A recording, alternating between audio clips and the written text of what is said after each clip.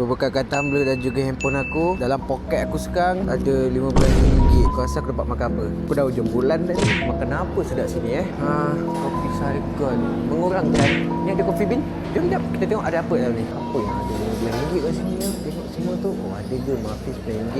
Okey, boleh try. Assalamualaikum. Saya nak tanya pasal kaya toast tu. Ada? Ada. So berapa? Berapa harga dia? Berapa ni? RM14. RM14 9%. Ya. So boleh cash tak? Tak boleh. Tak boleh. So Okay. pakai kad je lah. Boleh? Tak ada hal. Nak tu satu je. Ada member tak? Saya tak ada member. Kawan-kawan pun tak ada. RM14 RM90. Sama. Aku nak tengok mana ni. Kalau duduk sini seorang pun tak apa juga. Siapa punya air ni? Letak tepi. Tolong kemas meja anda. Aku sini ngam. Elah. Aku dah tengok kat satu video TikTok ni. Kau tengok ni Kaya. Ni. Sebab diorang cakap diorang punya ni macam besar-besar dia punya butter tu. Jadi aku nak try sendiri. Oh, macam ni dia dapat dia. Jadi aku nak usaha jap. Tunggu jap. Cantik. Nak minta tolong boleh? Boleh tak tulis air panas ni? Air panas je? Inilah dia. Okey, terima kasih.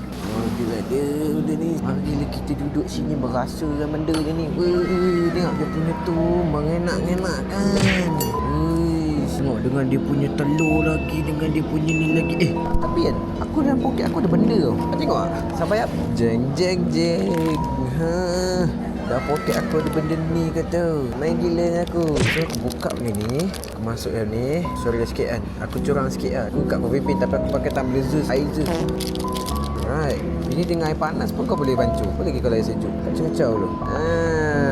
Aku lupa tu nak buat air dah lah. Dalam akaun aku ada RM15 je. Tapi bantai lah. Ni pun inilah. So sekarang ni aku nak test dia punya toast. Ini ke toast yang tuan cakap tu? Lama. Cok sikit kalau aku try picit macam mana. Besar weh dia punya benda ni. Butter dia pun besar gila tu. Jom aku nak cuba try makan. Orang cakap sedap. Kita makan pula dengan benda ni. Cicap. Orang cakap ada kaya, ada butter, rasa masa mana-mana. Biar aku rasa. Bismillah. Sedap gila. Serius tak tipu tu. Dengan adanya kaya dia, kaya yang manis dengan butter yang masing-masing, kalau diorang mix, sedap gila. Dengan telur kuning tu, aku macam, tak terkata tu. Sumpah weh, sedap weh. Combination dia good not bad Untuk RM15 ni bagi aku not bad sebab dia punya rasa pun sedap. Aku tengah masukkan pepper pula dalam ni. Sabar tu kau nak buka gigit lah. Tak kacau apa jadi Wah, lori. Jadi ya. Mari kita rasa. Ambil ni semua, kaut. Bismillahirrahmanirrahim. Sedap weh.